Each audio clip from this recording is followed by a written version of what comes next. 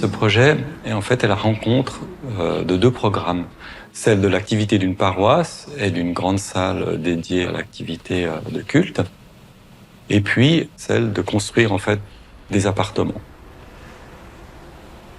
L'enjeu typologique est majeur, en tout cas dans notre façon d'aborder le projet en général. Et dans ce cas ici, on a en fait orienté les séjours de façon à être en longueur le long de la façade, ce qui est une immense qualité de lumière. Donc c'est des séjours qui s'offrent complètement à la luminosité ambiante. Et en prolongement de ces séjours, on a offert en fait un balcon filant.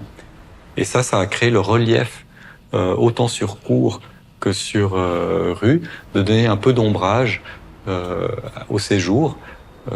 Et cette façon-là a probablement sculpté le bâtiment.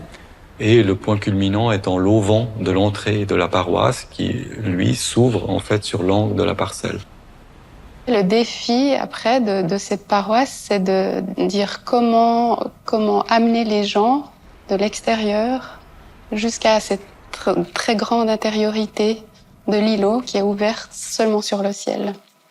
Cette séquence, en fait, pour la tenir, on a trouvé une petite ligne qui tient l'ensemble, une ligne de dessin, mais aussi d'idées d'usage et de matière, qui se présente sous la figure d'un banc. Et ce banc, en fait, depuis le foyer, il va s'adresser et contenir l'espace jusqu'à faire tout le tour de la salle, devenir même gradin, et ensuite devenir la scène de l'espace lumen. Le bâtiment, en fait, est constitué de deux aspects de la matière. Celui qui fait peut-être référence à la terre, avec cette couleur brune qui prend des aspects sablés ou lisses, et celle du bleu ciel, qui s'adresse plutôt à l'idée du ciel, à l'idée de la lumière ambiante. Et on a joué sur cette dualité. Cela dit, on a aussi rajouté d'autres ingrédients, avec d'autres couleurs, notamment le doré des serrureries, qui vient créer encore un peu de luminosité dans l'aspect du bâtiment.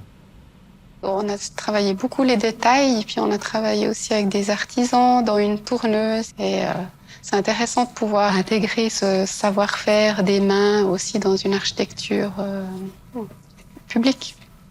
On voulait faire une salle sans piliers. Donc on a 2 piliers qui se sont écartés, qui tiennent toute la façade de l'immeuble sur la scène. Puis entre ces structures, on a creusé la toiture au maximum pour créer une espèce de grands abat-jours qui diffusent la lumière, presque comme des luminaires. Puis après, on a beaucoup de contraintes. On a des contraintes acoustiques. Donc on a travaillé l'acoustique sur le fond, vous le voyez par ces lames de bois perforées. Il y a aussi de l'acoustique dans ces grands abat-jours.